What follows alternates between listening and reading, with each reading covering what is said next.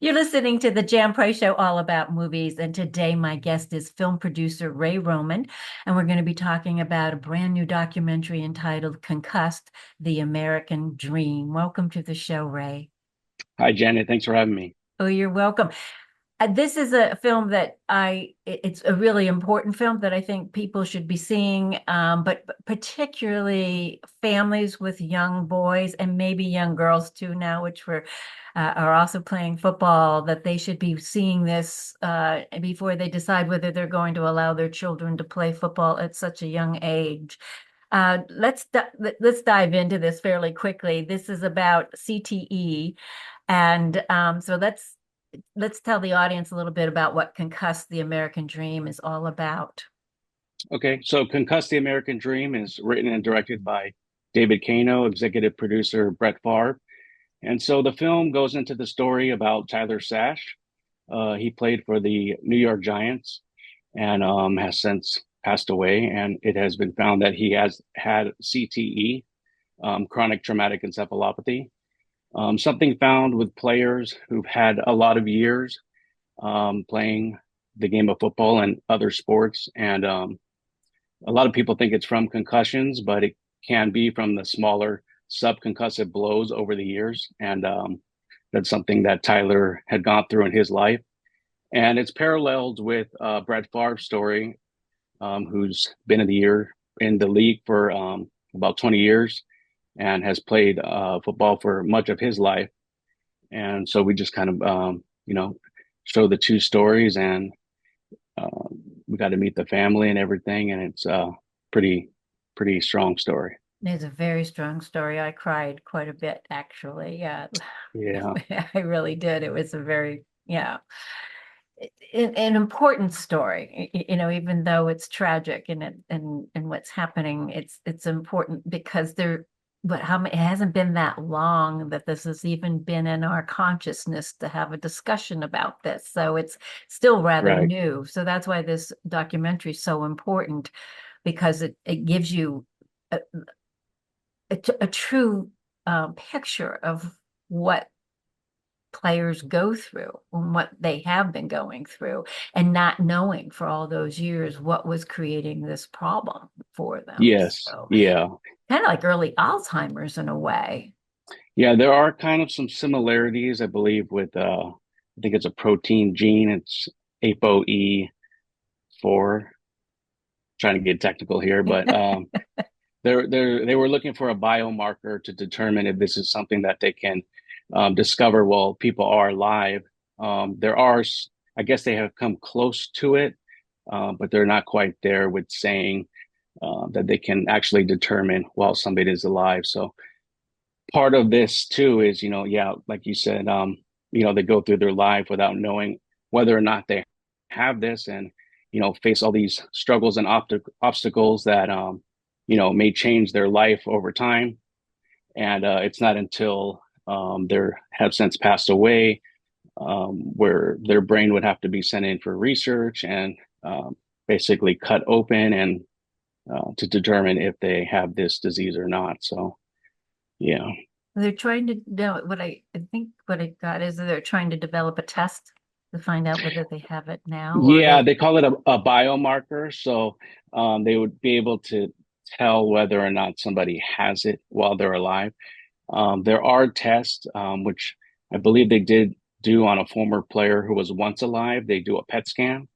So, I believe you have to do some sort of radiation. And then when you do the PET scan, it will basically light up those parts of the brain that is having some kind of a disease. And in that particular player, I believe he had passed, and then they did see that he did have it in his brain, but there was still they still couldn't, I guess, 100% say or determine, while you're alive. So they're still working on that in the science aspect of things. Let's talk a little bit about Tyler Sash, since this is really his story. You bring in other people, and we'll talk a little bit about Brett Favre too. But Mhm. let's talk about Tyler Sash and his story, and and how this came Yes. about too. Yeah. So Tyler is from Oskaloosa, Iowa, small town. He was very well known. he played basketball much of his younger career and actually thought he was going to play that, move on to play that into high school and whatnot. But he eventually ended up playing football, became all state. He was breaking all kinds of records in his school and still holds many of those records. We got to go visit his high school where he played at, interview one of his coaches, Daryl Shoemaker, and just heard many good stories from him. And, while we were filming there, people were coming up to us and asking, what is this about? And then we'd bring up Tyler Sash and it would just, kind of turn heads. He really was a community driven person, did things, to help within the community that we show within the film as well. So he was a very loved person. And so when he had passed, it really raised some eyebrows. And then even till today, you mentioned his name and, many people are, talking about him and, they just chime in and, everybody has something positive to say about him. Yeah, he was a beautiful soul inside and out. You see Right. that. You saw Yes. his heart, you saw his soul, and who he was and how he was. You show that so beautifully in the film about who Thank he you. was. And just that's why it was even more tragic. And he was so young, too, so young to have Right. this happen. I mean, and the symptoms started fairly quick soon too, in his young years. Wasn't it, didn't they start pretty much after the um he won the Super Bowl. I mean, he was Yes. a Super Bowl winner. Was that New York Giants? Was he with Yeah. With the New York Giants. Giants? Yeah. Yeah. Um, It definitely started fairly young, his symptoms. And it's something that we kind of compare, with Brett Favre. Many people know him. He's a household name, throughout the years playing football. And he's taken some big hits and, has been able to play and play year after year. And, we never know. I guess each individual is different how our bodies may react. So it does bring into question, when you bring up youth sports, whether or not is this something somebody's child may want to endure. So, but I mean, I played football myself when I was younger, and it's definitely something to help, shape or form you or bring discipline to your life. So there are the positive aspects. Just maybe they play flag football or just learn the basics first. So right. And I think, when you think about it, Pop Warner starts at what age? What age can they start playing football?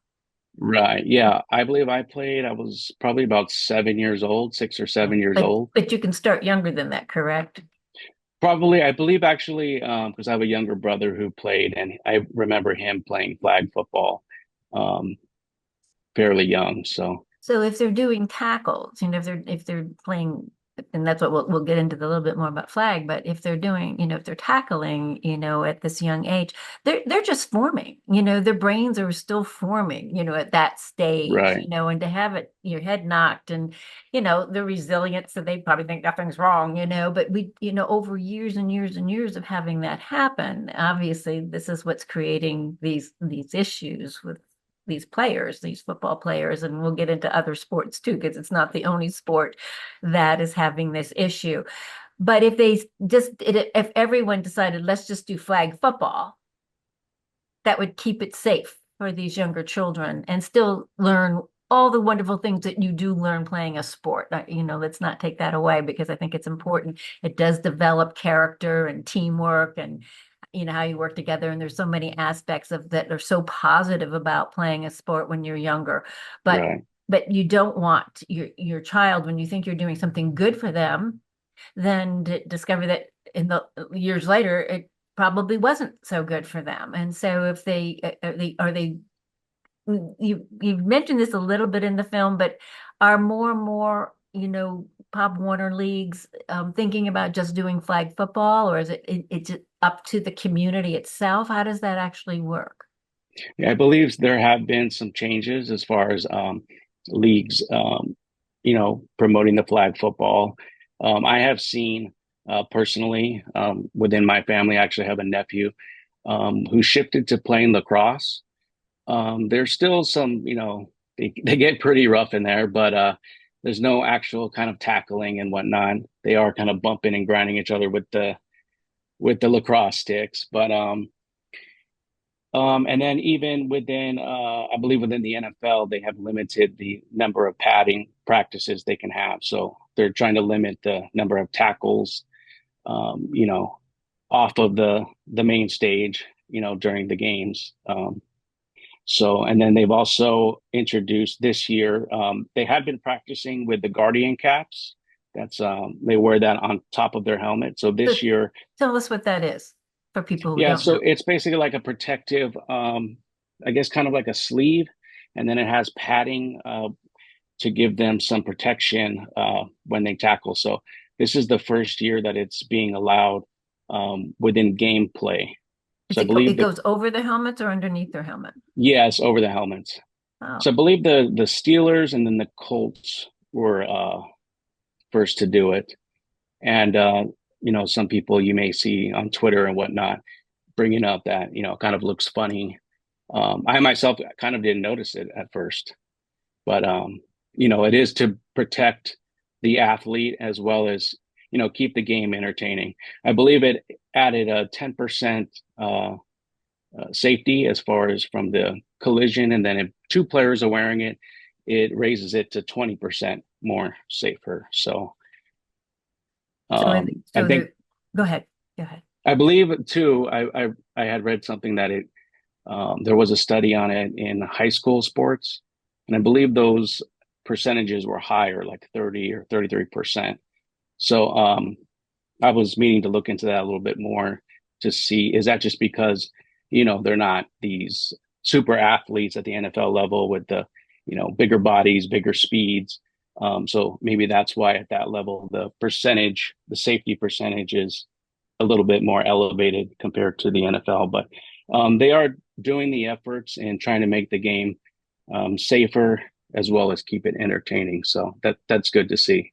And also, you show it in the film, and I can't remember who it was or how it was, but there's a scene where, somebody just they've tackled him and then they kind of just throw him down again and hit his head. I mean, I was like appalled, that it was kind of like, okay, he's already down, and he gets re-injured, from doing that. I mean, the players also have to. I know they're all revved up and their adrenaline's going and they're taught to be, killers in their own way, but there's no need for the extra, you know, tackling, I guess, or I want to say abuse, but that's the wrong word. Abuse is not the right word, but additional pain and to somebody, especially when they've been Right. down, and I think that's when we see this, Yes. the anger on the field, and that's not good. Yeah. That's not entertaining for anybody. Yeah. I believe you're referring to Super Bowl champion Jim McMahon.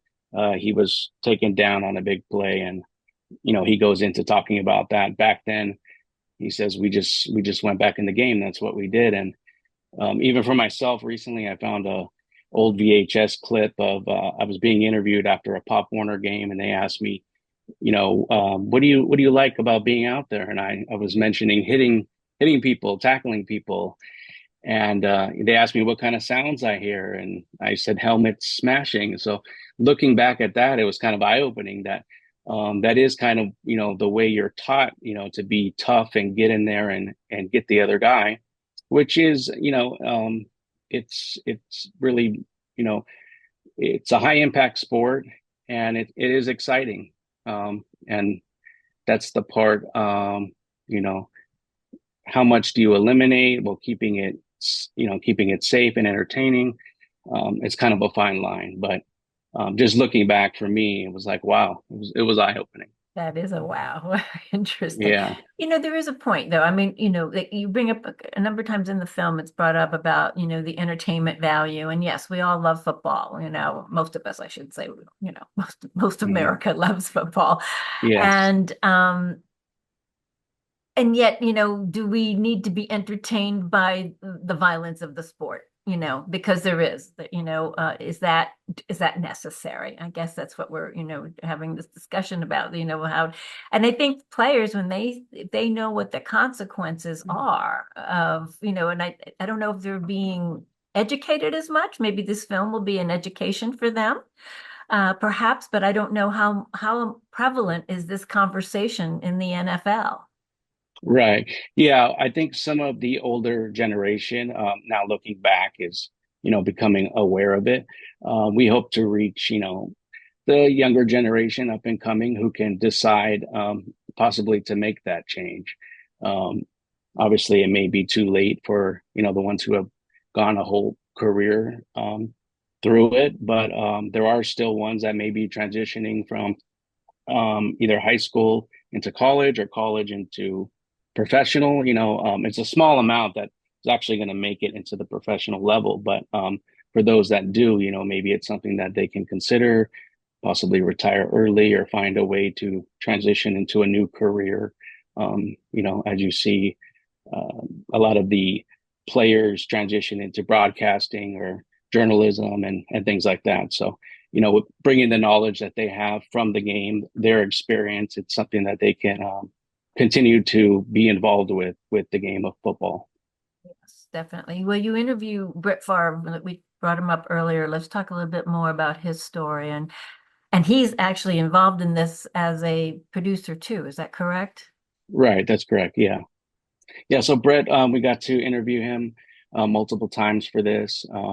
He's very vocal about, concussions and even himself having, concussions. He's even, tallied up himself, I think 20 years professionally, and he mentions, high school and so on. So he thinks like about 26 years, worth of collisions could have tallied up to 1,000 concussions. So, um, I don't know if they're actually 1,000 concussions, but you can imagine all of the small subconcussive hits that are, what seems to be the issue. And we got to speak with, Dr. Ann McKee from Boston University, who did a big study on NFL players.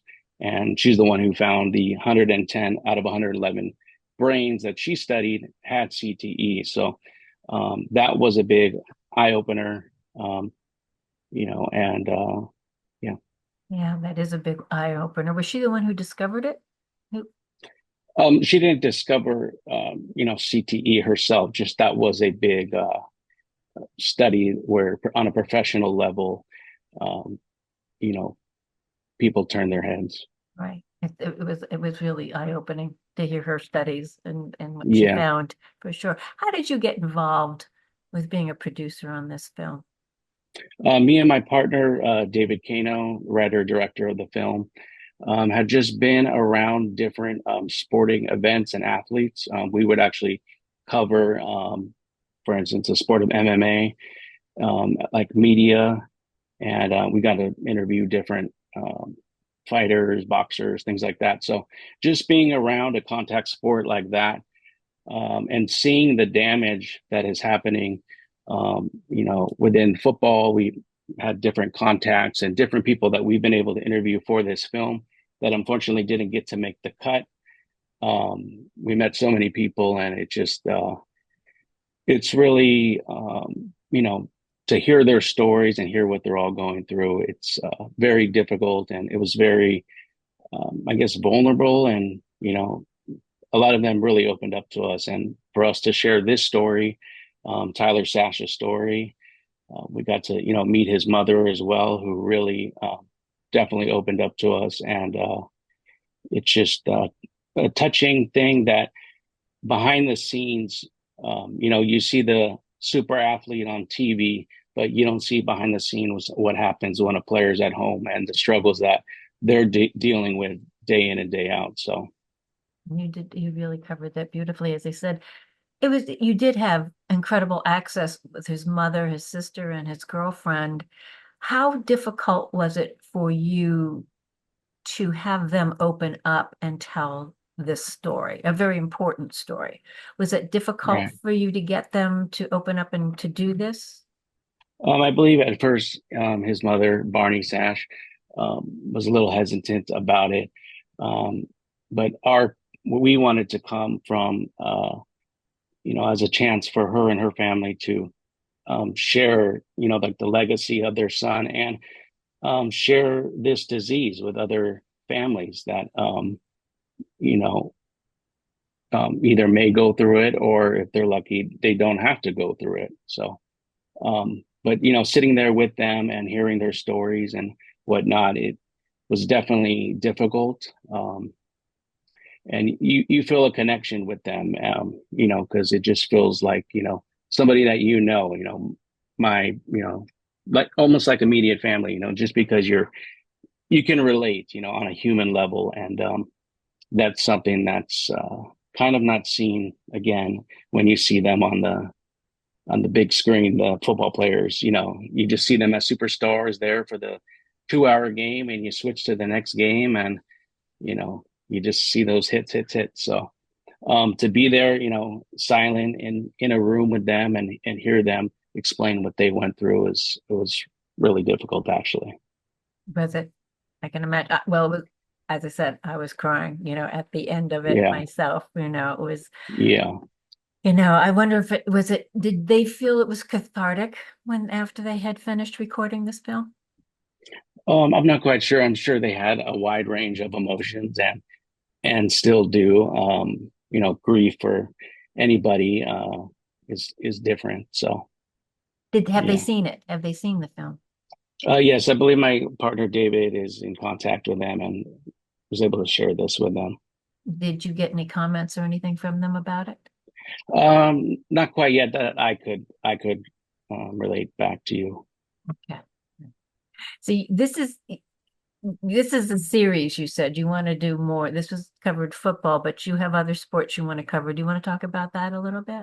We could talk about it briefly. Like I said before, covering MMA and boxing, we were able to interview other athletes and are planning on, putting something together regarding those sports as well.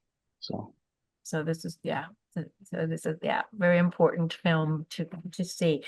What would you what advice would you give a parent who, every whose child wants their son and or daughter, because I don't know if they tackle with girls football when in the Pop Warner League? I don't know. yeah, I'm not quite sure. I don't necessarily think they have a women's or girls' league. I know there have been girls who have played, and I've seen even within school, going through school, Hmm. girls who have played, which is kind of questionable as well, I think, because you're kind of mixing two genders, and yes, we want equality for everybody and things like that, but they may actually receive more damage, and maybe that's not something that is a smart idea. So, I agree. I agree with that. So what advice would you give a parent? just to consider the long-term effects that this may have on their child, and whether or not this sport is good for them, and at what age is it good for them. Mhm. I think flag football is definitely something that can learn the game of football and still learn that discipline that can help, a kid grow up. Because sometimes, many kids, I myself kind of needed the discipline, because, kids can be all over the place. Right. So to have, these other figures after school, teach you that role of discipline can be helpful. Yes. But just consider, is my child going to be a star athlete, and things like that. And they can always do other things too, as far as track, as far as keeping up speed. um, Definitely would keep somebody in shape, but there's definitely other options, and I'm not saying to forget or move on from the game of football, because like I said, I think flag is a good option, or Yeah. and lacrosse as well. Another and soccer too. Now Yes, yes, but there are studies as it's well two. from the soccer.